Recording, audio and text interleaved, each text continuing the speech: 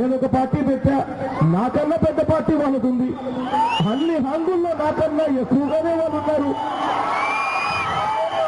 కేంద్రంలో కూడా అధికారంలో ఉన్నారు, రాష్ట్రంలో కూడా అధికారంలో ఉన్నారు. అయినా అంత అధికారం వాళ్ళ దగ్గర ఉన్నా కూడా కేవలం ఒక్క నన్ను, నా తల్లిని, మా ఇద్దరిని చూసి ఎంత భయపడిపోయారు అంటే,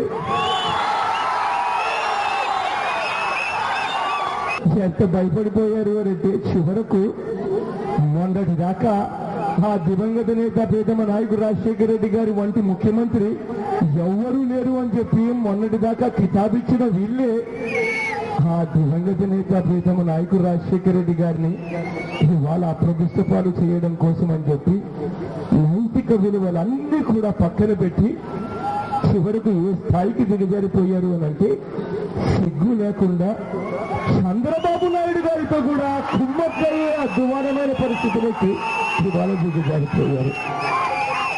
ఇద్దరు కలిసికట్టుగా కోర్టుల దాకా కలిసి వెళ్లి కోర్టుల్లో కలిసి కేసులు వేస్తారు. కేసులు వేసి వాళ్ళ దగ్గర ఉన్న అధికారాన్ని పూర్తిగా దుర్వినియోగం చేస్తూ ఇద్దరూ కలిసి ఆ దివంగత నేత ప్రీతమ నాయకుడు రాజశేఖర రెడ్డి గారిని అప్రదిష్టపాలు చేయడం కోసమని ఇద్దరూ కలిసి రాజకీయాలు కూడా చేస్తున్నారు.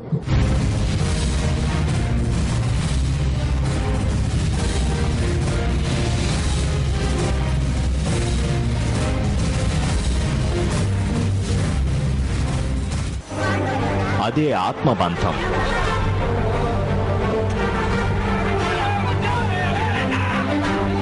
అదే జన హోరు.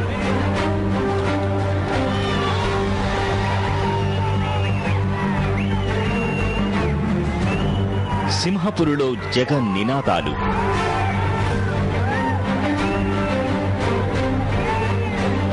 శ్రీ పొట్టి శ్రీరాములు నెల్లూరు జిల్లాలోని ఆత్మకూరు గ్రామాలు వైఎస్ జగన్మోహన్ రెడ్డిని అక్కున చేర్చుకున్నాయి. మహానేతపై ఉన్న ప్రేమాభిమానాన్ని జననేతపై వెల్లువలా కురిపించాయి. మా ఊరికొచ్చిన ఆత్మీయ అతిథి అంటూ సాదర స్వాగతం పలికారు.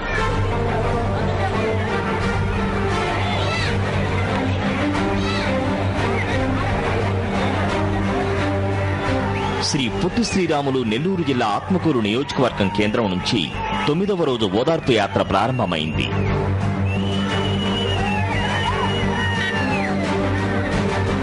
నేను గాని, నా కుటుంబ సభ్యులు గాని ఓదార్పు యాత్రలో పాల్గొనబోరు అంటూ ఓ నేత పదే పదే ప్రకటనలు గుర్తించినప్పటికీ ప్రజలు మాత్రం మీతో మాకేంటి అంటూ జననేతకు పట్టం కట్టారు.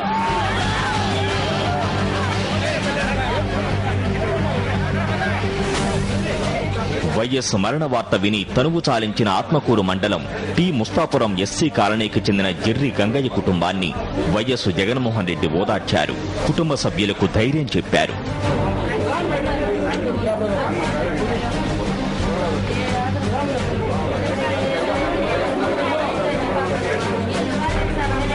వైఎస్ మరణం తట్టుకోలేక అనుసముద్రంపేట దళితవాడలో గుండెపోటుతో మృతి చెందిన గరికపాటి వెంగయ్య కుటుంబ సభ్యులను వైఎస్ జగన్మోహన్ రెడ్డి ఓదార్చారు. వెంగయ్య భార్య చిన్నమ్మ ఆమె కుమార్తెలను ఓదార్చి అండగా ఉంటానని భరోసా ఇచ్చారు.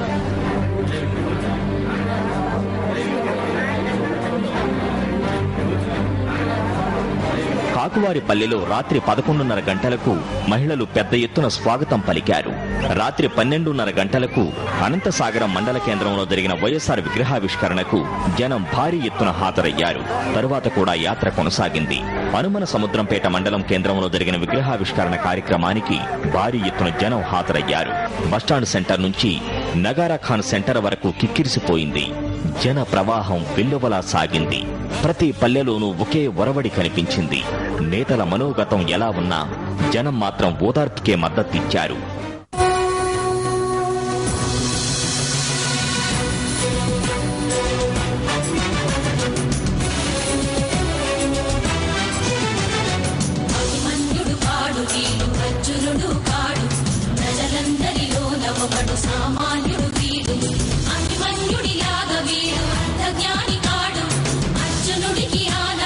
శ్రీకృష్ణుడు తోడు ఎవ్వరంటలేదు ఒంటరైతే కాడు వీర